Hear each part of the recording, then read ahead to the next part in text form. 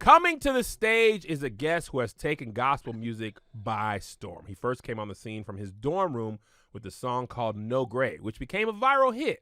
Since then, he's released multiple albums and traveled the world bringing inspiration and hope to all. Some of his achievements, just some, include winning 8 Stellar Awards, 2 GMA Dove Awards, and a Grammy. Kirk Franklin calls him the future of gospel music. Steph Curry said he is the best basketball-playing gospel artist of all time.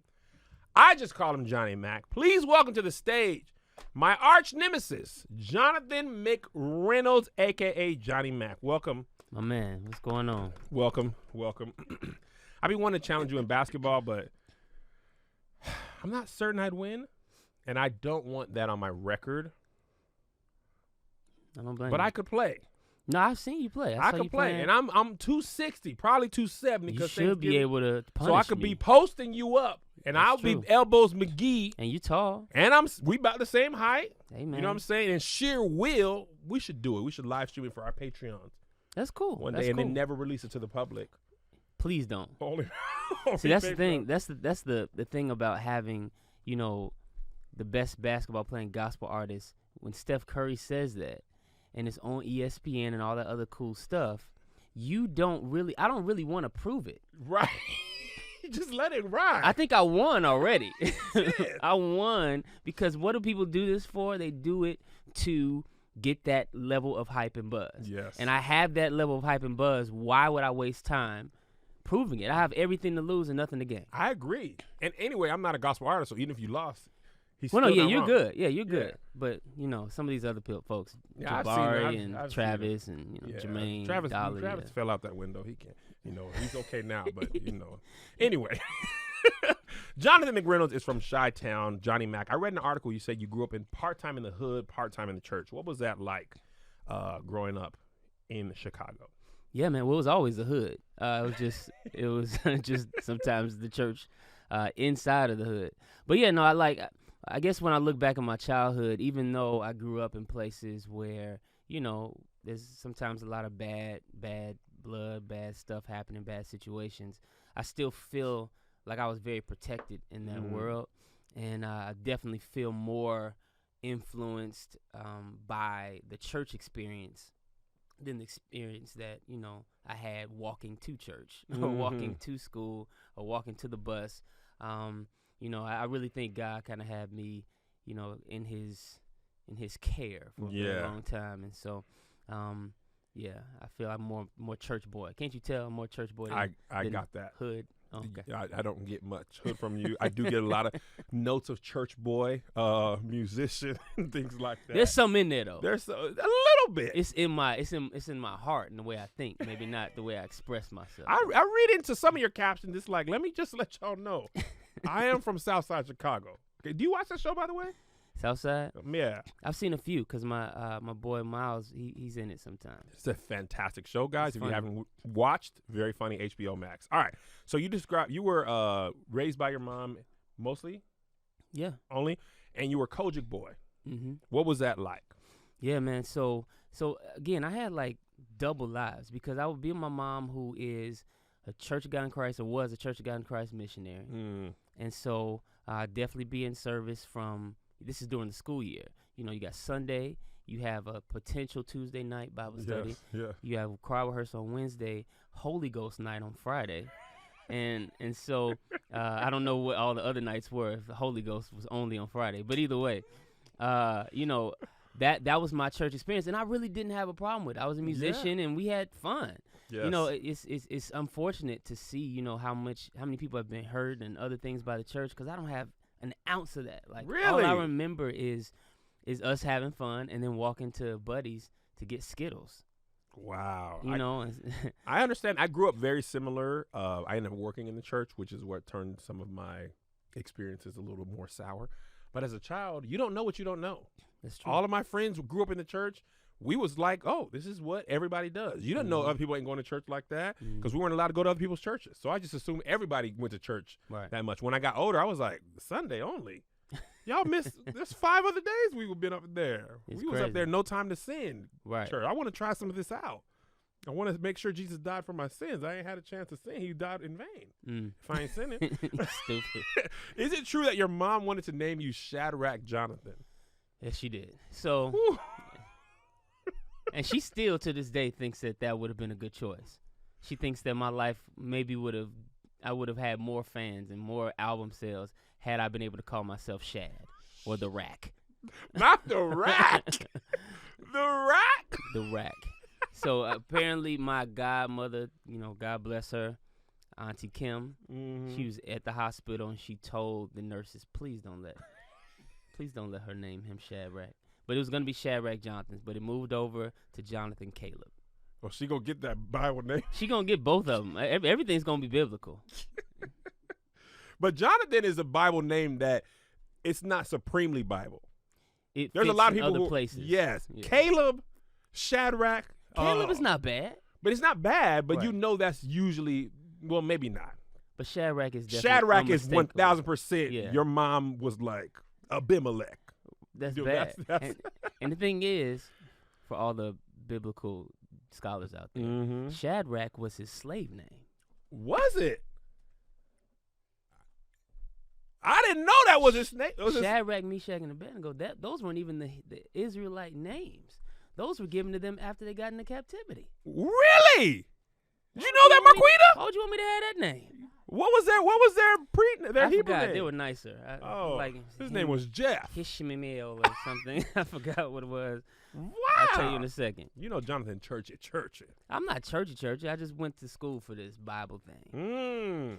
And so sometimes, you go places and you be like, dang, what I thought in church, that ain't really the truth. A lot of times we just be repeating what we be hearing. Ain't nobody really did no more research. Because Shadrach, Meshach, and a bad Negro was standing in that fire. But 3 men went out, but 4 came in. Shadrach's real name was Hananiah. I do that. Meshach was Michelle, and Abednego was Azariah. Hananiah, Meshach. They don't got the same ring. They don't have the same ring. Shadrach, Meshach. Shadrach. That's Babylonian. We like that. Meshach. So, like a lot of church boys, you played instruments, right? And you start off on the drums. Was it 5 years old? Probably something like that. How did that happen? I mean, they just there. You know what I'm saying? They're there. After the service is over and everybody leaves the sanctuary, we could still be up there. Because, again, we had night service coming. Yeah. So if regular service, morning service ended at 1:30, then we had a 7 o'clock night service. Yep. So that whole time in between, we just up there making noise. That's exactly We're right. up there making you're not noise. leaving. We're not going nowhere. We eat. We get some food from some fries and mild sauce from somewhere. Right. And in the meantime, we're up there making noise until they tell us that we're too loud. And we're getting on our nerves. So, me, Brandon Jr., we were up there just making noise. Who's Brandon Jr.? Just my, childhood friend. Oh, okay. And we just making noise.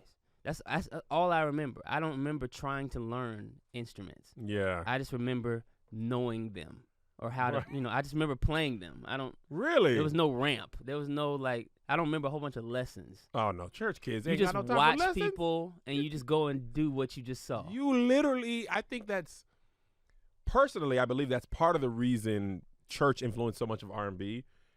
All them R&B musicians was just church musicians. Yeah. And now we have less church, therefore we have less musicians. Because black kids really hardly ever went to lessons. No, we just watched. Lessons was just watching, shedding, things like that. We just always at church, and I could do that. And how you learn to skip? Oh, okay, you looking at his foot, stuff like that. Why you kick your shoe off to play it on the organ? Because everybody kicked their shoe off. I don't really know. It doesn't really help or hurt. But everybody just, why are you flicking the Leslie? People flick the Leslie. I like flicking the Leslie. I'm a very incessant Leslie flicker. All right. Yes. Just blah, blah, blah, blah, blah, blah, blah, blah, blah, blah. You don't even get time for the Leslie to change. Nope, it doesn't even. Nope. It's time to change it. Why? Because the chord is done. So you learn drums first. Piano, does it feel like you learn them all at the same time? Drums, piano, guitar? No, I definitely. So I had drums, and then I think maybe around 7 or 8, because again, my mother had a keyboard. She played, and I started probably playing 7, 8 years old, the organ, piano. I did take a few lessons for that, but they were still like not real lessons. Yeah. You know what I'm saying? Yeah. It's not like classically trained or anything. It's like, here are the chords I'm playing. Right. Try to play those. Right. Actually, one teacher would write out the chord. Like, not even in musical notes, but just like C, E, G. You know what I'm saying? Play that. And and so I went and I learned how to play. And yeah, by the time I was probably about 11 or 12, I could play service. Like I could hold down the service with a few mistakes and a few embarrassing, that's not the right key, Jonathan, type moments. But and I didn't pick up guitar. That has nothing to do with my church experience. Really? Guitar, there's no acoustic guitar in Church of God in Christ. Only in the color purple. Right. So in regular church, no, I had never, until y'all, really? You, Travis Green, KJ Scrims? Israel. You got Israel, you know what I'm saying? But yeah, so I didn't learn guitar to accomplish anything gospel. Like guitar came along like late high school, but really college, you know, where I'm just picking it up and I'm just, you know, singing. It's more convenient than the keyboard. You can lay in the bed and play it. You can take it places. You can't do that with a keyboard. No. So that level of mobility I never had as a musician up to that point. So it was really about efficiency. It was efficiency. It was convenience. And I liked my voice singing on it. Because you got to think, this whole time I'm in church, I'm not singing much. That is so crazy. I probably sang 5 times in my church growing up. Really? And I hated them all. What? I hated singing. Why you hated it? I hated it. I just hated it. I mean, like I didn't like that upfrontness. I didn't like being in the front. I like being kind of in the back and kind of doing our thing. Laughing. You know, we don't want to be the one that people are laughing at. Right. Maybe that's the problem. We laugh so much at people as musicians. We don't want to actually be the subject of anybody's laughter. Listen, that you just described Twitter also. So much easier to criticize people. Oh, yeah. Not as easy to be the person being critiqued. The musician pit was the world's first Twitter. Oh my! World's first black Twitter. Bruh. Because you have a whole conversation. I'm a musician as well, if you guys don't know. Not nearly as accomplished as Johnny Mac, but you know every church can't have Johnny Mac. But you see everything from that musician's pit. Everything. You have to. You can and see all the I had people. A lifted organ seat. So I saw everything.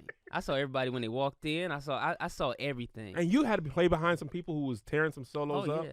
I mean, that was where I earned my claim to fame, because I had a good ear. And so hearing when people change keys on accident and just going there with them, everybody be like, oh. Right.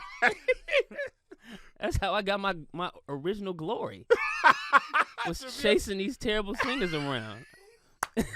That boy Johnny Mac done followed her Hey, from man. C to F sharp. It didn't even sound like she was off. Let me tell you what was really embarrassing for a singer. If you start singing and you hear do. Oh yeah, trying to look for it. You know what? I'm halfway through the song. We can't find it. We don't know where you at. Everywhere we think you are, you leave. Okay, so let's go back a little bit. Now, how much of that was your life as well? You're a good basketball player. Not even for a church. The jumper is solid. It's wet. It's wet. Jumper is wet. Okay.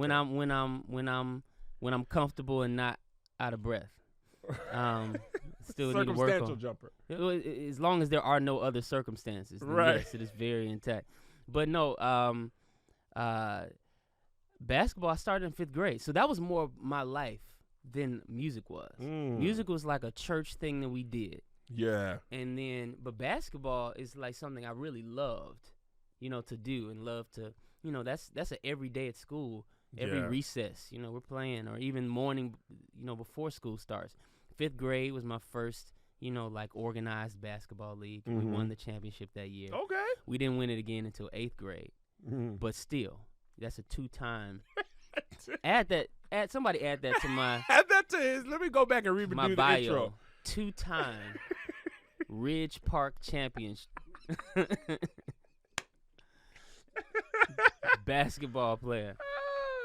Man, this adding up. Did you have desires to like really hoop in like college, NBA? No. You just like playing? No, I just like playing. Like it's very much, even now, it's funny that there's this much hype on it, and it's really just because we just be talking. Yeah. But like I just like playing. It's really fun. It's really fun for me. It makes me feel like just a kid again. Yeah. All these other responsibilities that came with this life, you know, they wash away when I'm hooping. Got it. So let's fast forward to high school. Is that when you really start singing at Whitney Young Magnet High School? Yeah. So Whitney Young Magnet High is a very smart school. That's why it's a magnet, because it pulls people from all sides of the city if they pass a certain test. And so Okay. they're all smart. So me being smart does not matter there anymore. Got it. You have to find something else. Okay. Okay. I did run track, but I was not great at track. That's not going to work. There are people who are extremely, extremely smart, like perfect ACT score. Yeah. I wasn't that. I was good, but not that. What'd you get on your ACT? 31. Whew. But there were a lot of 36s going on in my school. Yes. You know what I'm saying?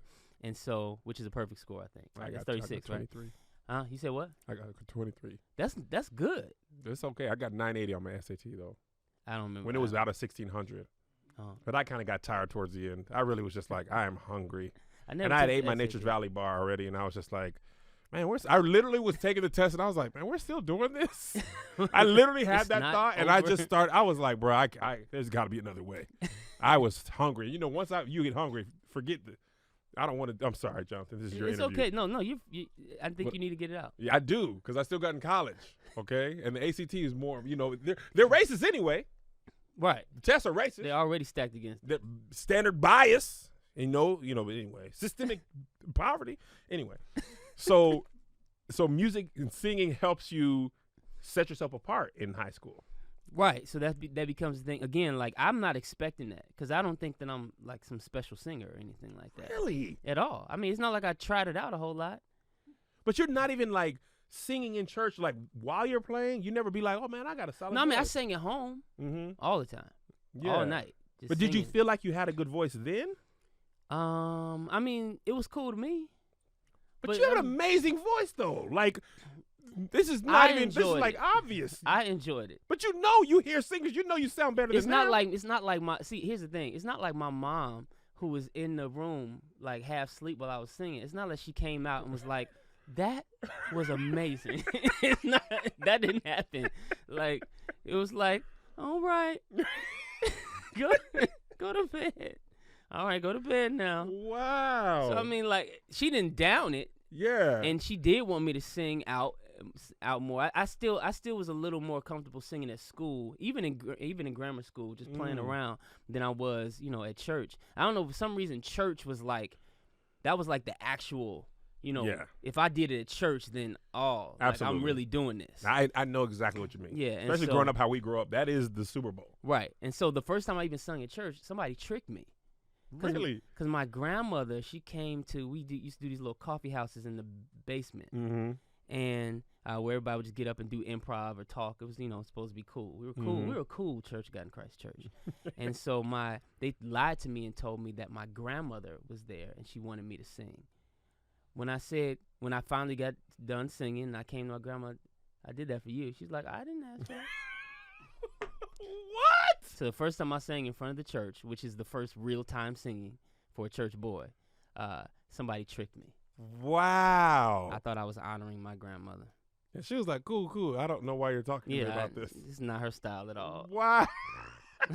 Shout out to whoever did that. At what point did you realize, actually, I want to start singing? Because I know you were recording and stuff in your dorm room. Like, what happened to make you feel like I can record music? Because it doesn't seem like it was a dream of yours.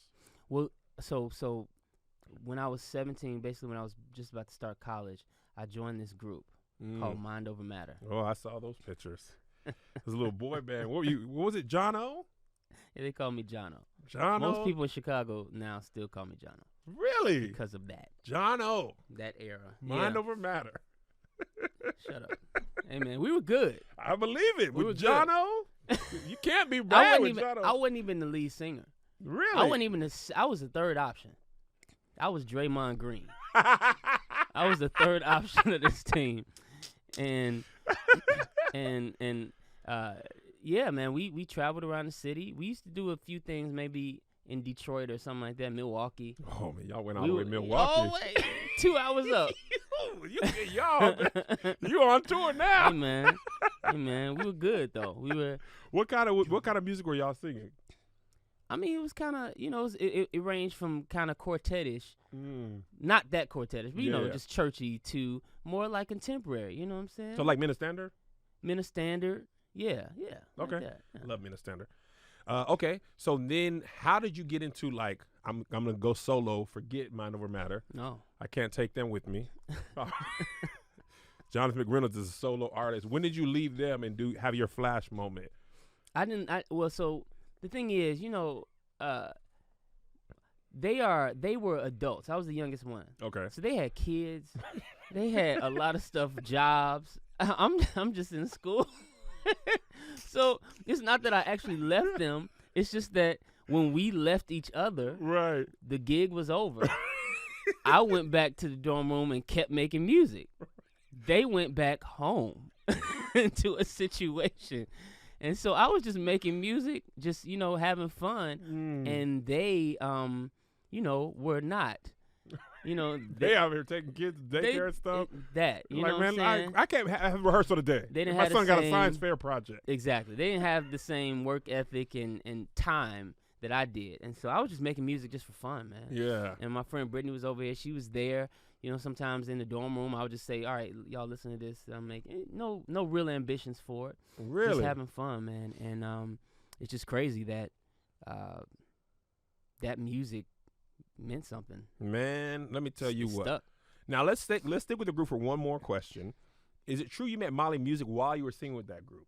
Yeah. And he spoke something to your life at that time? Yeah. Do you remember what he said or how it I didn't hear him. You didn't hear him? So it was like a church service, and Molly Music wrecked that night. This I Hate You around that era?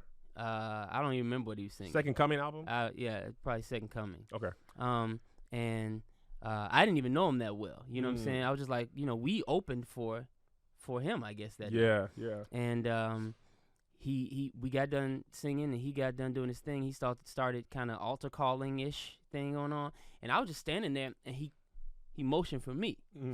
And, everybody in the group was like, I'm like, and they're like, he said you. So I walked up there, and, you got to be performative in church.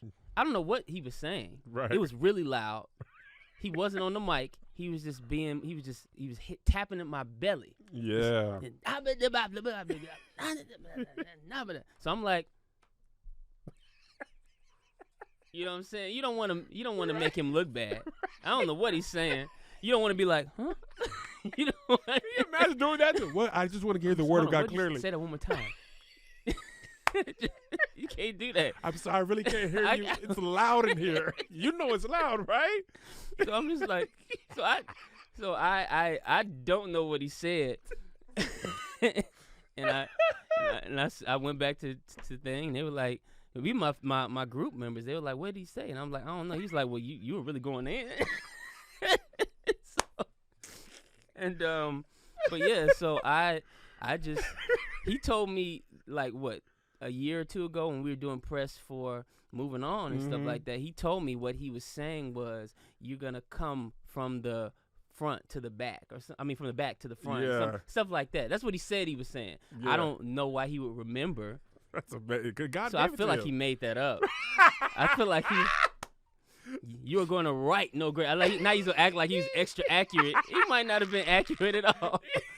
And you can't tell the group what he said. Oh, I'm gonna come from the back to the front. Right? What? Maybe that's why. That's why he didn't hear it. Maybe that's why I didn't hear it. You gonna get a Grammy without them though. These people got kids. This is just your star. You can't repeat that to them. Maybe God didn't want me to hear it. He couldn't. Because I would have been guilty. Yeah, absolutely. Like just going to all the rehearsals after that. Like there's more for me. Mind over matter doesn't matter actually. It's just a stepping stone.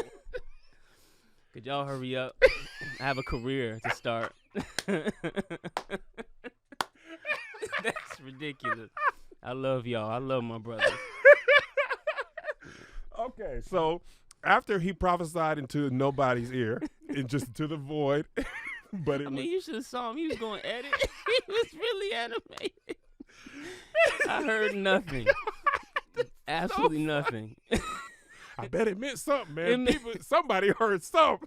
He shot it to the atmosphere. Oh, my gosh. So anyway, you go back to your college dorm, and you write my favorite song of yours, and you have a lot of them. Actually, I'm not looking at Love is also really good. But you write No Gray, okay? Now, as a church boy, No Gray was like, this is, oh, my God. Like, that came into my being right? Because as church boy, you know about God, Mm-hmm. but coochie is coochie. It's around, you know. Mhm. And musicians, they're king of the castle. You could beat them drums. You could beat this too. Yikes. You're playing the keys.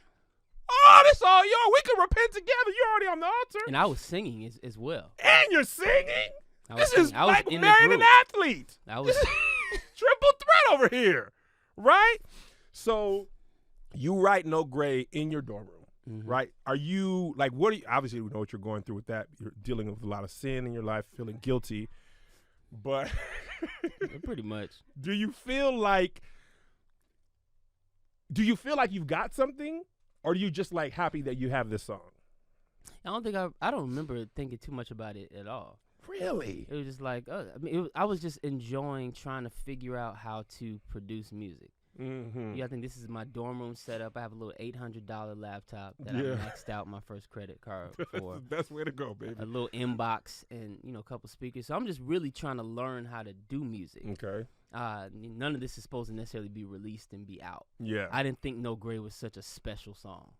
Wow. Loving Me, I remember thinking this is a special song. Mm-hmm. No Gray, not so much. Wow. And again, this is Brittany. She's been my friend since freshman year. Okay. She's the one that saw a little more value in No Gray. It wasn't until I actually performed it live the first time, and I'm like, this really says something to people. It penetrates and people the are like, soul. you know what I'm saying? And it took a show for me to know that. Wow. But even the way I'm sure it was set up within the set, it was probably not the song. Mm-hmm. Like, this is not the song I'm trying to get to. This is just to fill up the time. And so that's just how it goes sometimes. Even cycles and stuff like that. I put that early in the show. Like, I didn't think that was gonna be a hit. Wow. You know what I'm saying? We waiting for Make Room and other stuff. And so it was crazy, man. I really wrote it not expecting anything out of it, and I was never gonna release it either. That was in my question. You found out it was played on the radio. Oh yeah. So I had a little unofficial EP. Yep. You like, yep, I know Got that. it. I read Mark, that. we got that. Yeah. And also, I've followed your career from this time. Really? You care about John, me? I don't know if you remember. I joke about the Stellar Awards. I really was in this hotel where you performed No Gray. And I forgot a line. Yeah, and I bought the CD that day. Like, I performed. At that time, the Stellars was like, where me and John performed. You were skinny and you had a scarf. Yeah, come on, man. How you remember You that? had the scarf. You were really church boy back then. Oh, no. You didn't even have a beard and everything. You were just Yes, were a this is youth all true. I pastor. have that picture somewhere. I saw it pastor. somewhere. So we're in this hotel, and you performed this song, and I was like, by that time I was saved and married. But earlier in my life, I was like, this was my story. Like, this was I really love God, but I also love this. I'm going to stop. I haven't stopped yet. And that like kind of war, where you feel guilty, then you go to the altar, you get delivered, you fall out again, you get delivered, and that kind of back and forth was kind of what you were writing about. Yeah. And I think that's what connects with people. Even if it's not sex, it could be anything that you're struggling with. And I think people decide for themselves what No Gray means for them. You know what I'm saying? I think that's why it resonated so much with people. Yeah, my college experience was I was being known as more of the get around type. Like, I was being known for my prowess. Johnny Mac. I was hearing my name in situations where it's like this dude who's kind of a unashamed, unfiltered whore basket. and then me, and we were in the same sentence. Oh, so I'm wow. like, dang, I've fallen that far. Falling from grace. Man. So, and I don't think I had done that much, but still what was the reputation was, you know how things can get exaggerated. Mm-hmm. But still had a grain of truth. And so hearing that and it not being who I thought I was, I was like, well, then who am I? Mm-hmm. You know? So that was the genesis for that? That was when the actual walk started to happen. Walk Really? with Christ. Because, when you're in church, you're like one of God's grandkids. Yes. Not an actual child of God. You're like a grandchild of God. You're secondhand everything. You know, you're being prayed for. You're being this, you're being that. So in college, now I have to see if I'm a child of God. That's good. Because he doesn't really have grandchildren. That's good. And so I really believe that's when a walk started. I'm not saying it started greatly. No, I get it. I'm just saying, like, that's when now I have to be conscious for my own. Know him for yourself. Because a lot of times as church kids, that's actually a fantastic point. I used to feel like people who met God after, like who didn't grow up in church, They had it better. Bro, you come in and I got the experience. And now Jesus, they used to be more on fire. It was like, bro, I don't even remember not being here. Right. All I remember is my first memories in life are church. Oh, Kev. Yeah. I understand, Kev. You know what I mean, though? So we don't have a darkness. There's no, I was born into this. I was born in the light. Yes. I was born in the light. And so there's no like, you know, on this day, everything changed. Right. No, it's like on this day, the good stuff continued. Yeah. And so, that was the moment. That was one of my first moments where I'm starting to hear the chatter of, you know, me maybe not actually being who I thought I was. Right. Or at least people not thinking I am. Yeah. You know, one dude literally said, like, I went to high school with him, and he was like one of my roommates. He was like, yeah, you know, they were talking like, you know, he says he's a church boy, but he out here, blah, blah, blah, blah. I'm like, dang. Yeah. Dang. Right.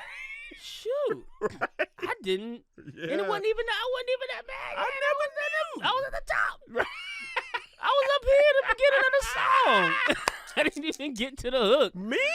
I just started. Right. Just started. This is my first year of sin. This is my first year of sin. How do I get to be the top? I'm all the way. And that just shows you, that shows me, and I tell my nephew and my cousin this all the time. When you are a king or a king in the making, you will watch that even the stuff you do that other guys do, it's going to have bigger impact. Mm-hmm. You know, this guy can get in there and get out. But when you do that, she's going to fall in love. Right. This guy can get in and get out. When you do that, it's a reputation. Right. It gets around. You have bigger impact. And so I don't think that I was doing as much as maybe, was in the story. Right. But the perception because of who you are.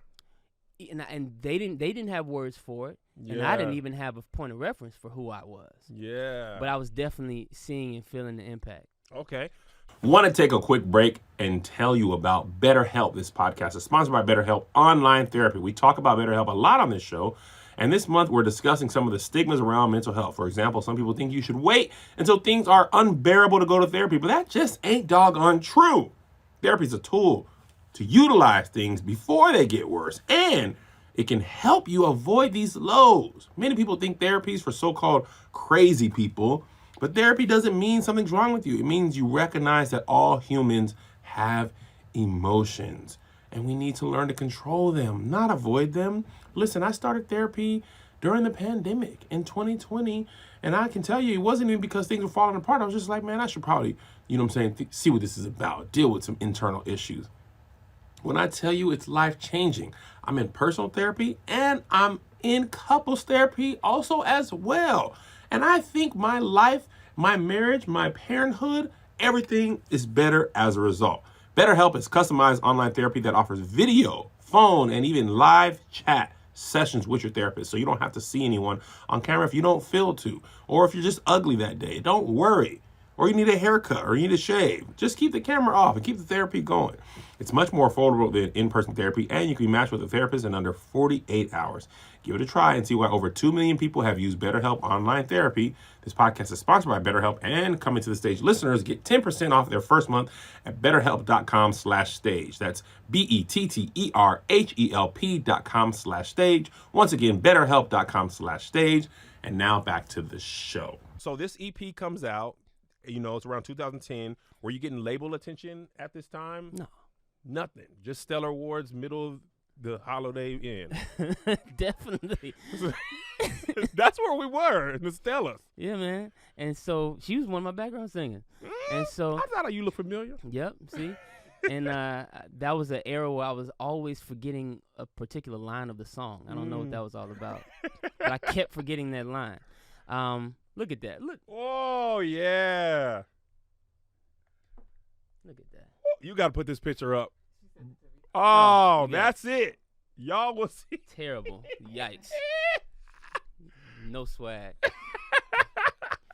But yeah, man, like I got there, you know, to Lisa Stinson, Walter Thomas, they were always working on my behalf, just, you know, trying to get me out there. And then I would go places and people would hear the song, they would hear me sing, and they would give me a little love too. Mm-hmm. But it was weird. It wasn't like a machine. It wasn't like, come on, Jonathan, we're gonna lift you up. It was kind of like I was getting little favors. Right. Favors, you know what I'm saying? And it amounted to a lot. So is there a point, like, I've never been signed to a label and I don't really know how that works, but what was that process like when you actually were signed? Does Walter take you into somebody, or they say, hey, we want to, like, what does that look like? So I was actually signed to Tehillah, which is, have you heard of Bishop Morton? Mm-hmm. Bishop Morton is one of the greats of gospel and church. He had a small label with full gospel church. Yep.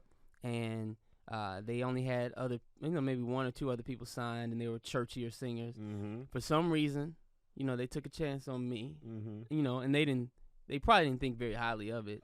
And, you know, at the end of the day, like, the music that I was making, even if people were kind of enjoying it, they still were like, but imagine if he sang church music. Mm-hmm. That'd be so good. Yeah. You know what I'm saying? Yeah. You know, you can keep doing it. I mean, I like that. But what about if we put an organ? What about if you took a lot of the words out and made us repeat it? Yeah. You know, stuff like that. Like, it was really a weird reception. It must have been God, because nothing makes sense. That doesn't make sense. That particular label, as churchy as they are, right? as Bishop Morton at the head. Man, yeah, I feel the rain. Yeah, I feel the rain, and then no Greg. I don't know. I don't know. Right. So every church service, everything I went to, I had to prove myself. Yeah. And and the thing is, I'm not like Molly. Molly is like, hey, yo, I got this music, and it's about to change the world. Right. So y'all about to hear it. I don't care if you like it or no.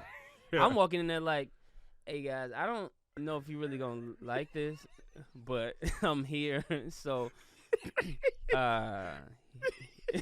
can't come in that you sound like Spice Adams before he gets a haircut.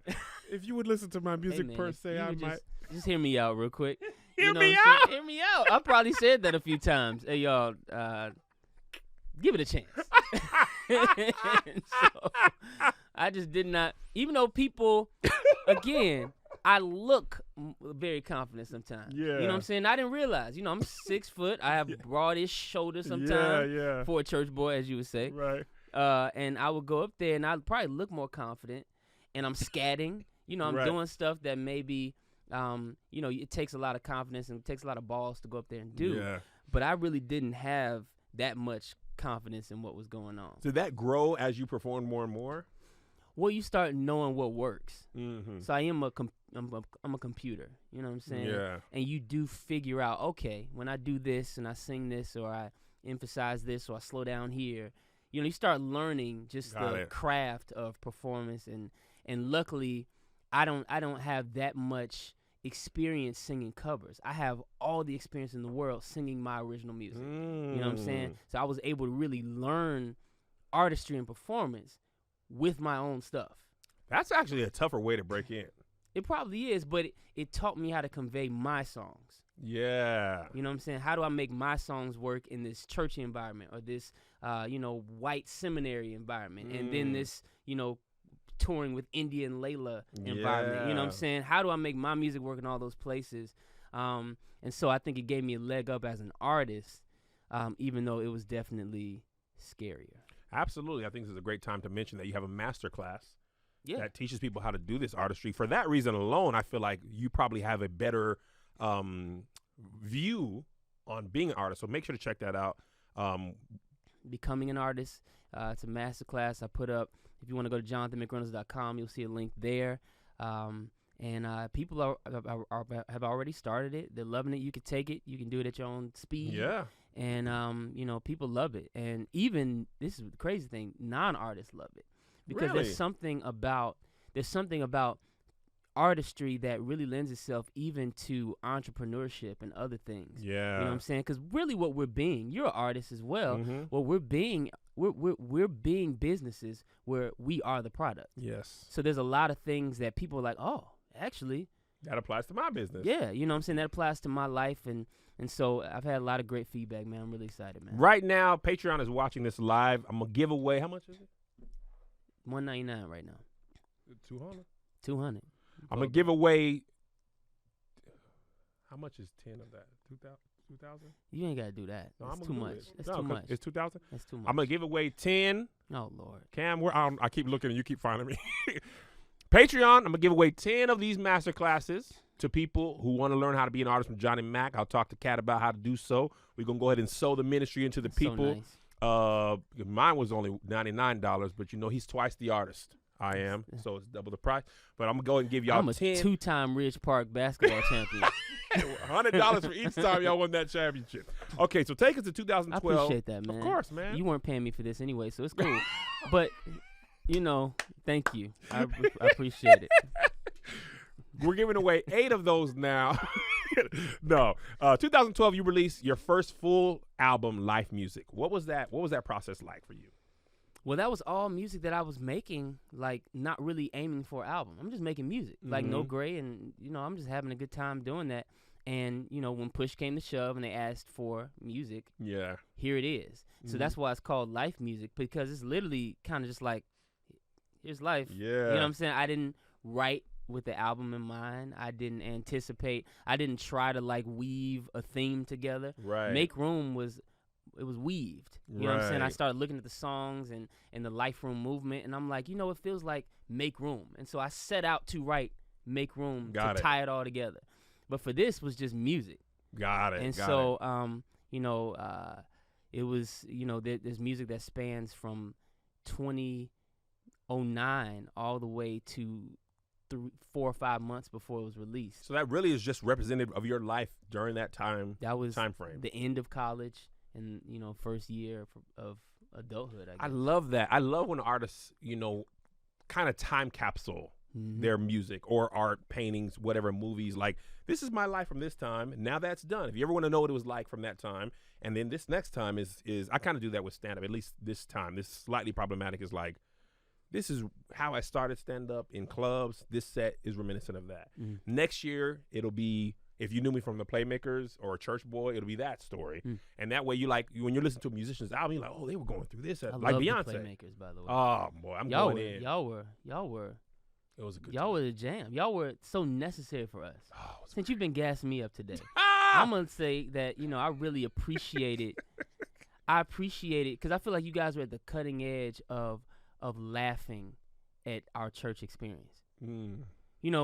We had to internalize all this stuff that was very funny. Yeah. But we kept it to ourselves. Like, we didn't tell nobody that was really funny. Yeah. And y'all were like, no, everything from the shouting to the falling out to the mothers to the everything. No, this is funny. Yeah. And it's okay to laugh. It's okay to laugh. It's okay to laugh. And we still love it. We still Don't love take it. it personal. We laugh and love. I'm still going to be in service tomorrow. Tomorrow. So after that album came out, you collaborated with India RE. How did that come together? So that's Phil Thornton, who is now over there with RCAI, RCA Inspiration. He wanted he was at E1 and he really wanted that collaboration. He just thought that we made sense. Yeah. And he pushed for it and he got it. And BT Celebration of the Gospel signed off on it. And so when India started looking at my music, obviously, and knowing that we had to get on stage, she invited me to the house and we talked, and it was like a very very quick and easy thing. Yeah. She was like very quickly my sister. And she probably was a little thrown off by that. Really? She was thrown off how familiar it felt. Because, she's still a diva. She's still one of the GOATs. She still kind of has a wall. She's not used to people getting inside that wall. Yeah. So she probably thought I was going to be there like, oh, my God, just India. Oh, my God. You know what I'm saying? And I do have a little bit of that, but I also have more like, sit down. You're being dramatic, India. You know what I'm saying? Right. And so, it's paid dividends, even though I know it probably threw her off for a second. now, we're still very much close. Amazing. 2015 comes around and you end up getting your master's in biblical studies. Mhm. Okay, so what was that something you always wanted to do? Was No. teaching a desire? Like, what made you do that? No, I just went so that I was in front of people a lot. People, when you become a gospel artist, especially when you start off a song like No Gray, Mhm. which to me was a testimony song, not a preach song, but Right. people took it preach. And so they were giving me some sort of like spiritual, they were expecting something out of me. Yeah. And so I really went to school to not be dumb. I went to school to know what I was talking about. And because, I was missing church. Yeah. I was missing sermons. So I'm not going to pick up the Bible unless you kind of give me an academic reason. Because remember, I'm nerd. Yeah. That's the core of me. So I really wanted to give myself an academic reason to stay engaged with the word, even as I missed church and my life was changing. That's amazing. And that same year, you released Life Music Stage 2. Mm-hmm. And it's going #1 on the gospel Billboard charts. Where were you when you found that out? Oh, yeah, it did. So many things happened. I don't even remember which No, ones I was like, man, I did it. Yeah, man. It was awesome. It was incredible. Again, I don't have the music that people were expecting for it to work out. I have literally printed out on my wall a letter from one label head to my label head saying, yo, this is not gonna work out. Really? You know that his music presents a lot of challenges that we don't feel confident we'll be able to overcome. No way. We don't think this is gonna end well for our label. Oh, how did you get that? So years after, so maybe like 3-4 years ago, after I had, been successful a little bit, the label head that it was sent to sent it to me. Said, hey, I'm just showing you this, not to be messy, but to say, look at how you overcame high doubt even within your own squad. Wow. And so I printed it out, and yeah. Do you ever just look at it and remind you, be like, boy, you dumb? I told you, boy. This is J But Mac no, over because here. that's what I'm saying. If I was more Molly-ish, Yeah. then I'd be like, see. But for me, I was like, I mean, you had a point. What? You had a point. It was kind of weird music. I No Gray was never a gospel song in my head. I don't know how this worked out, but I'm glad you were wrong. That's hilarious, because I would have been talking that talk.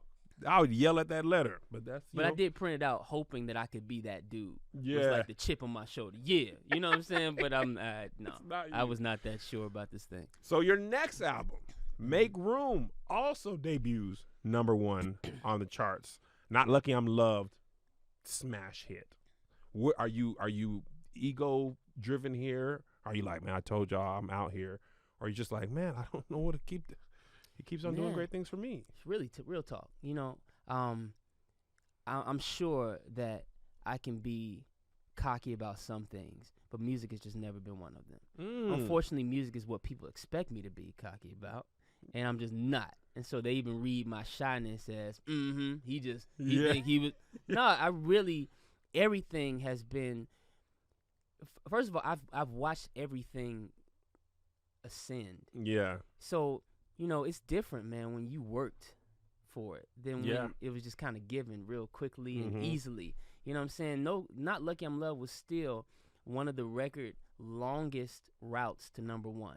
Really? Yeah, like it took a year and a half or something like that. It was a year. It was on the charts forever before it actually finally got to #1. Wow. And it was so everything has been, nothing has been incredibly easy. Yeah. Even though it's been charmed to a certain degree, it's been clearly favored, been clearly blown and pushed by this divine force. Yeah. It has not been like easy, like a shore. You know what I'm saying? And so everything has a little bit of an asterisk on it. Like, that's interesting. It was a little tougher than y'all think. Right. I was smiling the whole time, and but it was very hard to go into all these environments, to go into a gospel world that was changing, but still had not changed. Yeah. And do any of this stuff. I think that's a point I want to highlight as a lover of gospel music. Gospel, this me saying this. Okay, you don't say this. This me. I don't say Gospel can be very hard and resistant to change. church people. It's in our DNA. It's when Kirk Franklin came out. People think I'm joking. My church, they thought Kirk Franklin was Uncle Luke. Like they were so mad that his music sounded like hip hop, and we were like, finally. I love Orlando Draper. I love Carlton Pearson. But, man, I'm listening to hip-hop anyway. Mm-hmm. So if we could have hip-hop that sounded like church, now I'd be in heaven. But they were resistant to that. And church people can be very resistant to new music. That sound like you're doing that CCM. You got that guitar, got the acoustic guitar. Mm-hmm. It ain't court, you know what I mean? Like, we really be like, nah.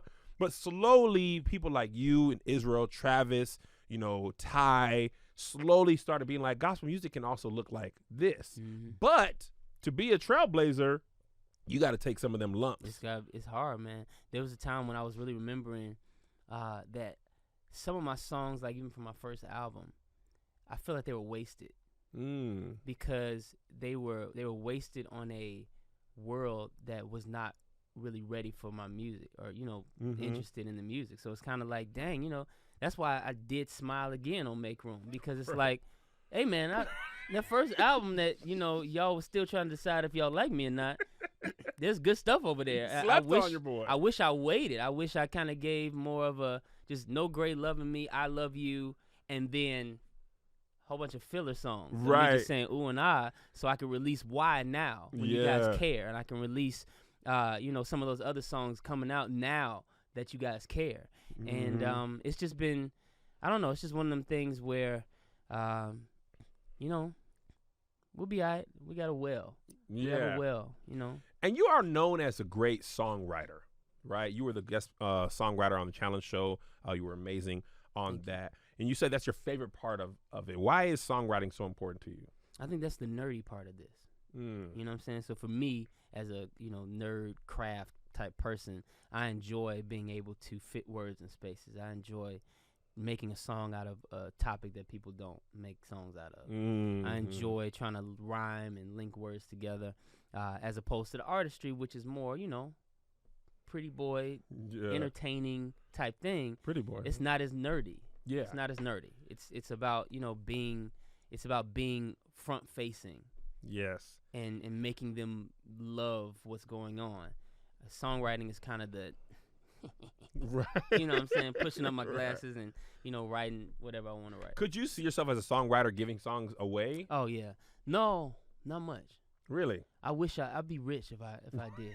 If I could do that. First of all, I'm a very lean writer. I was talking to PJ Morton, and obviously he's written for a lot of people. Yeah. But we're both lean writers. Okay, what does that mean? We don't have, how, these, the Michael Jackson types, it's like they have 300 songs on a hard drive, and they release 10 of them. Got it. For every 10 songs that you hear, I probably wrote 12. Oh, really? So it's not like a whole bunch of cutting room floor songs. Got it. I really wrote enough for that album. There's not a whole bunch of songs I'm like, I got a better one. No. I wrote it. It's going on there. I don't need an A&R for this. Right. Y'all ain't gonna tell me what's not gonna be on this album. I wrote it. Therefore, it makes the album. And so I love that. Yeah, so I don't write a lot of extra songs. Yeah. And I don't even spend the whole year writing. It's literally a season that I write, a season that I tour, a season that I do other things. So is that every year you tour, write, rest, travel? Well, I wish there was more rest, but no, it's just definitely seasons where I have to focus on other things. Like I'm very you would say robotic, but me and my friends call it slotty sometimes. Okay. So you got to think when me and you were in the middle of our beef. We're still in the middle of it. Okay. It will never end. Okay, that's fine. I'll find it. Okay. But you got to think that there were a few mornings that I woke up with an idea. So that's how I am. Like if I'm tuned towards something, whether it's writing songs, writing articles, or even making videos for beef. Yeah. Like when I'm in that season, that's what I think about. That's why. And I'm not writing songs in that season. I'm not cross, contaminating whatever. Yeah. And so I woke up like, what about if I put Kev's face on a blah, blah, blah. That was really good, by the way. I laughed. That was my favorite of the beef. Thank you. The Kev was in the crowd the whole time. I was like, this man's a genius. But I literally woke up in the morning, and if you look, I still have crust in my eyes, probably. because I just woke up and, I was watching these old videos, and you know what I'm saying? That's just where I am. Yeah. And so songwriting is just the same. Okay. There's some days where everything seems to be a song, inspiration for a song. Speaking of that, is it okay if we play a little game? Sure. I like to call it Write the Lyrics, Make It Plain. Okay. I'm going to give you a word, and you got 15 seconds to make up a lyric to that word. I'll even give you 30, okay? For example, if the word is love, you could say, love me up, love me down, love me all the way around. Okay? Wow. But that's not the first word. I know, Jonathan. One of your best songs is, it's probably not, it probably shouldn't, as a church boy, be one of the ones that I liked. Okay. But it was something, I'm a coochie? yeah. I'm a coochie? Why don't you go on and eat me? Lick me on the outside, lick me in. Before I put the penis in. That was what? Good. How do you know I'm a coochie? I don't know. It's my #1 hit single. That's the whole song, by the way. I know. This is 30 But seconds. it was, before I put my penis in. That was like, that is good. That is really good. Stage crew, you hear Johnny Mac liked I'm a coochie. I don't know why. I just was, scrolling, and I was like, he's really a genius. He's really sharp. That was the moment where I knew you had value on earth. That was the moment. You know what? Let's keep him around. That's my brother's favorite thing in the world. And I was just being stupid. But it was really good. You're really sharp, man. That's fantastic. Okay. Thank you so much. Sorry. All right. First word. Please don't let it be coochie. It's not. It's tacos. Because you love tacos. I do love tacos. Okay. Take your time. I mean, how deep am I supposed to go? You ain't got to be deep. Because, I want to go deep. You could be deep. You could be shallow. You could be lean. You could be fat. What's the opposite of lean? Big. 15 seconds left, by the way. You don't have to sing it. You can just hum it. 8 seconds. This is so hard. It's okay. It's supposed to be hard. Has he ran out of time, Marquita? Oh, Johnny Mac. I mean, I had so many thoughts. Just go with one of them. I had so many thoughts. So I'm first of all, I was thinking. This is what I was thinking. Okay. You know how my brain works. Yeah. I'll keep trying. I'm trying to make this thing better. Make it work. But I'm thinking cheese comes in a lot of different ways. Okay. Cheese has a certain behavior when it's with nachos and a certain behavior when it's with tacos. Okay. And so that's what. See, I'm way too deep. See, This is great. I'm way too far in there. Well, this is a song process, though. Because I see how you could be. I could be the cheese in your nacho, but I want to be the cheese in your taco. Because a taco is also a coochie. Like, well, that's not gospel, but you didn't have to be. I'm just saying, some things come melted. Yes. And they're built for nacho. Yeah. But I need you to be shredded because I'm more like a taco. Boom! That actually is amazing insight into how you write a song. And that's why you could do a song like People, right? Because you're thinking about people. I'm always thinking. You see how his mind works? Got to go past it. You got to go, because I thought you were just trying to rhyme with taco. This whole time you were on the third stanza. I was like, so many things. I'm finding meaning. I'm not finding rhymes. Right. Isn't that amazing? Me and John gonna do a project. Y'all go. You just watch. We're the best of friends. Let's move on. In 2016, you started a nonprofit, Elihu Nation. Mm-hmm. Okay, where did that come from, and what was the genesis from that? All right, so during my classes, doing the masters in biblical studies, we had to read Job. Yep. You know the story of Job. I do. But we don't read it. Right. I never read it. I know the general story. Mm-hmm. We know Job was sick so long and all his whatever was gone. We know all that. I actually read it. And so when I was reading it, I got to chapter 32. I didn't even know it's 32 chapters. There's a lot of chapters in there. He was going through a lot. And there's this character called Elihu who's saying crazy stuff like, yo, because we know about Job's 3 friends that were kind of like trying to see, yo, what did you do to God for all this stuff to happen? There was this other dude that was like, yo, I was young. I was so young, and I was the youngest of all you guys that I thought I should just shut up and let you guys talk. But now I have so much to say because I realize wisdom doesn't come from just being old and being experienced. Wisdom comes from the breath of the Almighty. And so I just was really inspired by this guy who's apparently too young for the room, but also understood that wisdom could still be his portion. He could still add to the room. And so Elihu Nation is all about wisdom. It's all about making sure that kids know they can add to the room with wisdom, provided that they have it and walk in it. You know, the power of their life youth, we know them to be enthusiastic, but what about if we're enthusiastic and wise? Yeah. How much could we shift things? That's amazing. Ain't that Marquita Bradley? Brittany, what you think? It's all right, Cam? Cam likes it. Oh, that's amazing. Okay, in 2018, you wrote your first book, Make Room, Finding Where Your Faith Fits. What inspired that process? Man, that idea? You know, the whole Make Room era was big for me. Yeah. It took a lot out of me, too. I don't know if I still recovered from Really? The album, the live recording, the book, the study guide. I did a lot trying to. You was tuned in to Make Room. I had a lot of hope for people. I had a lot, and I'm not answering the question right now. I'm actually going past it, but okay. Let me go back and answer it. The book, I just felt like there was a lot that could be said by the era of Make Room. Okay. Just a lot.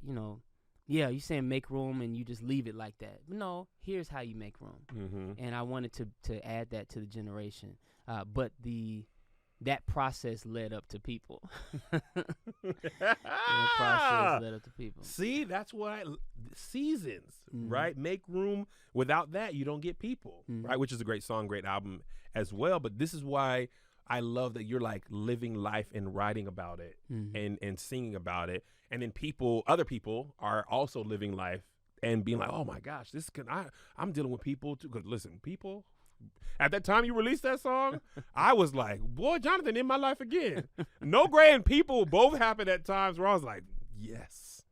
Because I got a lot of fans. There's a lot of people. Yeah, man. People. See, the thing is, I went so hard on Make Room because I really thought that all people needed, all the generation needed, all Christians needed, was for something to be presented well. I'm like, see, it's not that they're not listening. It's just that y'all ain't talking to them right. Right. And so then when you put your best effort to talking to them right, and the country just still kind of lets you down. And, we know from 2016 to 2020 was just a tough time to be a black Christian. And there's just a lot of stuff. I'm just like, ugh, why am I even wasting all of my time and effort and voice and songwriting and book writing and everything else on this society? Right.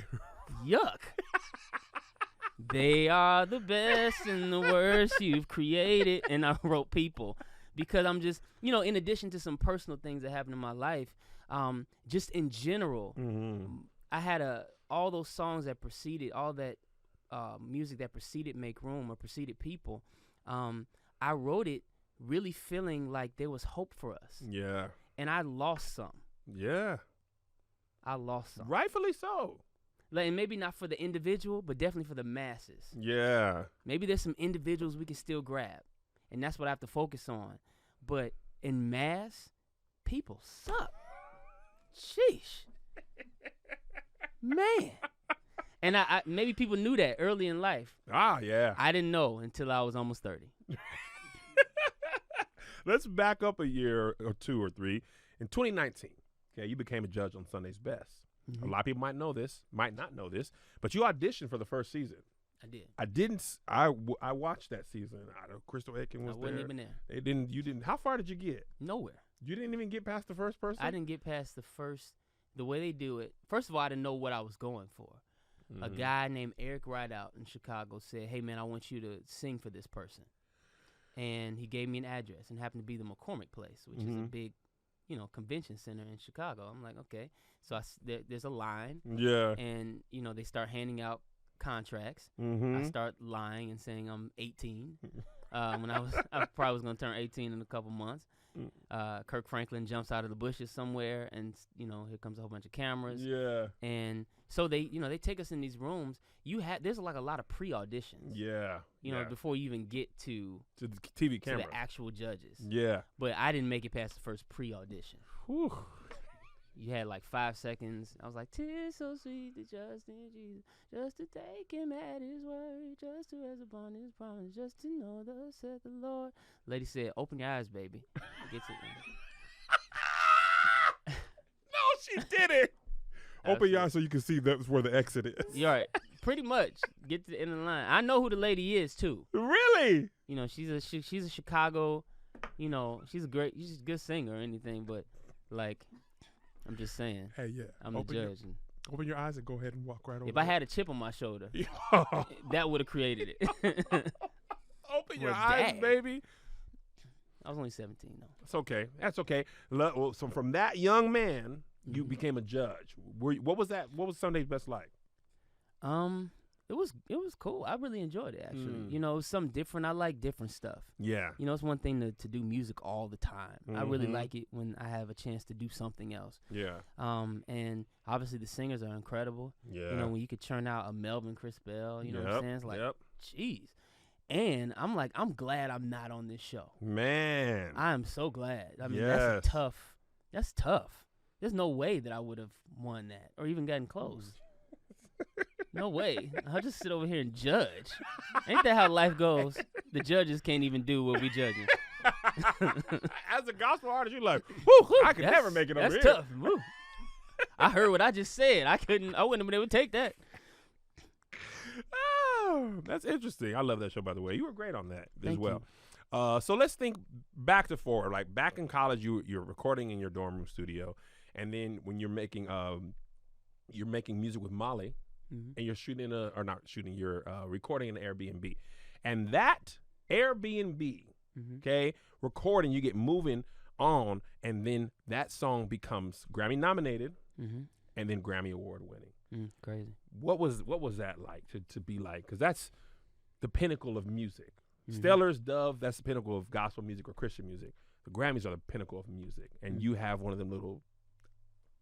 What are those things? Gramophones. I don't know. I thought it was a record player, you know. But you got a gramophone. Like an old-fashioned music player that were called gramophones. So it's really a gramophone award. I mean, that ain't got no ring to it. It's not, but it's called Gramophone. Grammys, but that's where Grammy came from. I didn't even know that. Did you know that, Marquita Bradley? It's a gramophone. Gramophone. Y'all just learned a whole bunch of stuff. Shadrach Jonathan. Real name man. was Hananiah, and the Grammy is actually a gramophone. Here's Gramophone Award winning. That got no ring. Somebody early in the gramophones was like, the gramophone part is really hurting us, guys. We got to give it a nickname. Let's try Grammys. What's weird is, like, gramophone was really just an early, like, tape player. It was a music player. So what about if, like, in 100 years we have the Walkman Awards or something like that? Just any old CD player, but the CDs. I really don't have that's it. But that's people are upset. I ain't got no CDs award. That has no 3-time CD award winning, cassette award winning. Wow. Cassies. They probably call them Cassies. Cassies. Cassette tape awards would be the Cassies. See, but Cassies, good branding. See? He got 3 Cassies. Cassies. Anyway. But you said that in an article, you said that was a dream you never had. I didn't. Yeah. What That's what I'm saying. heck? Like, I'm living somebody else's life, apparently. I mean, all of this seems a little apart from me. You know what I'm saying? Like, it seems like I'm riding a horse that I'm not really. You know what I'm saying? Like, and even when I try to like steer it, it's probably normally not in the best direction. Wow. So it's all very surprising and a little. So does it still mean a lot, or is it just like this is great, but it's not like? It means a lot because it syncs up with my nerd side. That's very much. He very much cares about test scores and final results, final grades. Got it. You know what I'm saying? That's been a big issue. Like, I'll be singing, people be crying, somebody will be shouting over there, crying on the floor here, and I'll still get off stage and ask, how was it? Yeah. Because I need a final grade. Yes. And so Grammy is like A+. You got an A+ in music. Congratulations. Yes. So after that, you start your own label, Life Room label, or around the same time. What was the reason to do that? Well, you know what? I had as we talked about, I had a tough journey Mm-hmm. You know, as far as music goes, a lot of people would have probably given up had they been any more like, I don't know, aware. Yeah, You know, I was kind of green and oblivious to how hard I was having it sometimes. Right. But I definitely want to make it easier for other people. And I feel like there is room for the type of music that I make. Yeah. You know, in this world. So I want to, you know, get some more artists to make some more of it. This music that is built for the believer, even if it's not built for church service. And I like that. You know, it's fun for me. That's a good distinction. Did you know you were doing that at the time, or is that something you've realized later on? You realize it later on. Okay. Yeah. Okay. So I mean, you're all in my area now, 2021. Jonathan Denzel McReynolds. Okay, Yeah. favorite son. Yeah. I mean, just BT movie, and this wasn't like a cameo. I was all in there. You was all up in there, routinely. You was over there kissing. I seen it. Oh yeah, kissing and cussing. All on BT. You know, same thing you was doing in college, but now you ain't writing about it. Now you acting. Everybody get to see it. But what was that like to be able to do that? Was this another dream you didn't have? Absolutely. Yes. I had a dream. I ain't been on BT Plus. I subscribed to it. There's probably a They lot didn't of things call in me. your life that you didn't dream about There is. that happened. And they're like, damn, I should have been dreaming about this Mhm. part. But no, it was, you know, 2020 was weird. I've turned down a lot of like requests for me to act because I just couldn't take myself seriously. Really? I don't know what came over me to even try this. Was it? No. You think it was a pandemic and like Probably being sitting down for a while? Yeah, I don't know what it was. I think 2020 it took a lot of like, you know, I know this is a clean show and I'm a clean guy, but you know, given you know how many F's you have to give. Mm-hmm. 2020 took a lot of the F's away. Yes. I don't have as many. I'm checking everywhere. Make room. I had so many F's to give. Man, I had a lot, and they took them from me. Okay. And by the time we got to 2020, dealing with elections and George Floyd, I mean, it was too many things. It was a lot. I didn't have any F's left. By the time I got to November and they asked me to do something, I'm like, sure, fine. What you want me to do? Fight, cuss, cry, kiss? Cool. I'll do it. And so, yeah, man. I just hope I mean, I don't think I was bad. Now, I'm not saying I'm a great actor. No. But I know I didn't do badly. Unbiased, you were great.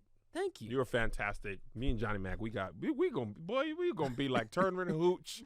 We got a lot of stuff we can do. Y'all just keep your eyes out for Kev and Johnny. Before we let you go, want to know what you want to do next. You've done a lot of great things. What do you see the next couple of years for you like?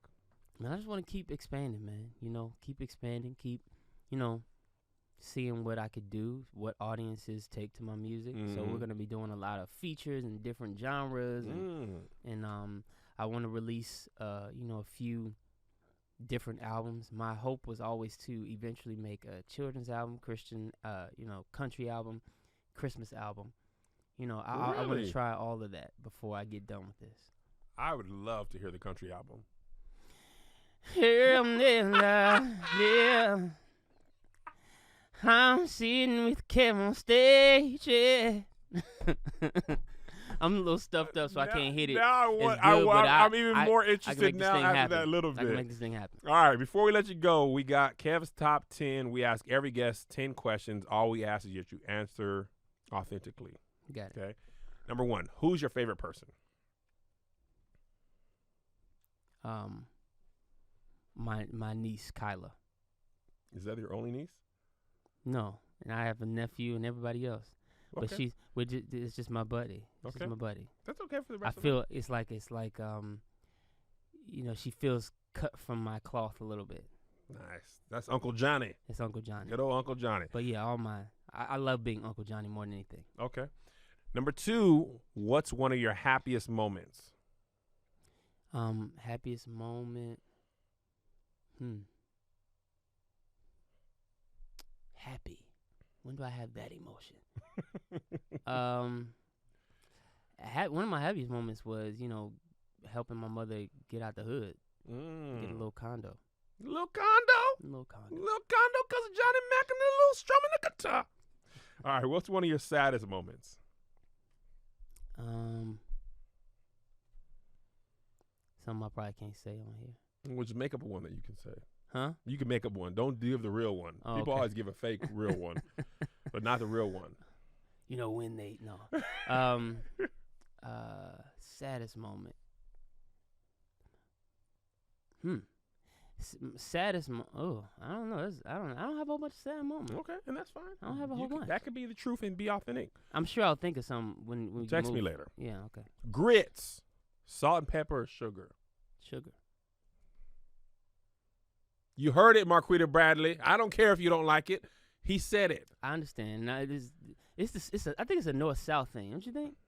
No. Oh. Because I grew up in Texas and I eat sugar. Oh. I think it's a family thing. Got it. You like the grits that your family likes. Yeah, I put sugar on everything. I put sugar on Rice Krispies for the same reason. Exactly. Sweet potato pie or pumpkin wrong with pie? I don't really like pie that much anyway. I like apple pie with like vanilla ice cream on it. I can't do hot and cold. My teeth get confused. Oh. Anita Baker or Patti LaBelle?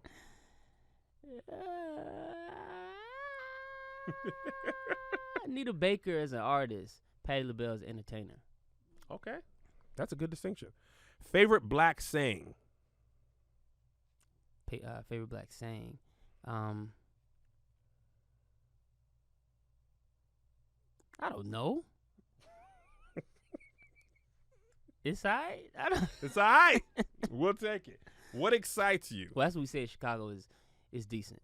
It's decent? Yeah, that means decent. it's good? Decent can mean anything from decent to fantastic. Okay. It's good to know. What excites you? Competition. Winning. I get it. What bores you? Small talk.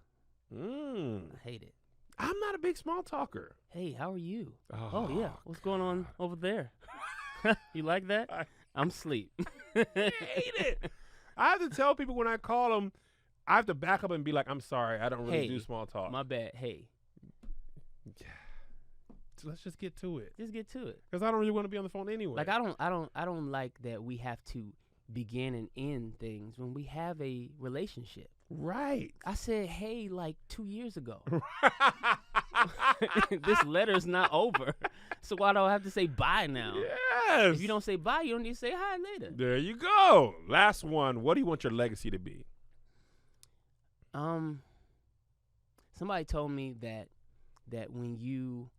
your favorite animal and why it's your favorite animal is how you want people to think of you.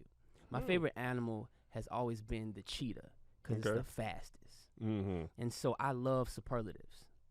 I love ESTs. Okay. And so I just want to be the ist. I don't know what it is. Greatest, most whatever-ish. But hopefully that, in addition to just respect, high character, great uncle, great father, great whatever I get to be, great man, I like ists. So I hope that I do something in my life that puts me on top. Ladies and gentlemen, Jonathan McReynolds. Follow him at, what are your social handles? They're not all the same, right? JON McReynolds, pretty much. But on Facebook, it's like Christ Representer or something. What was that? It's like Jonathan McReynolds, Christ Rep. Yeah. I might pull that down. You got to shorten it. Yeah, no. Oh, Christ. But it was just to differentiate between the fan page and the personal page. But I'm about to close the personal page soon. You shouldn't have that anymore. I shouldn't. We've moved past All that. we do is talk about the Bulls on that page. Check him out musically, his book, his movie. They still call me Jono. His old group that he left, his master class, everywhere. Good friend of the podcast, friend of the show. Also, you can watch this ad-free on the KevOnStage Studio streaming service and also early on the KevOnStage Studio streaming service, but also everywhere you find podcasts, Facebook, YouTube, and all that. Ladies and gentlemen, Jonathan McReynolds, appreciate you. We'll see you guys next time. That was great. Johnny Mac, always a pleasure, man.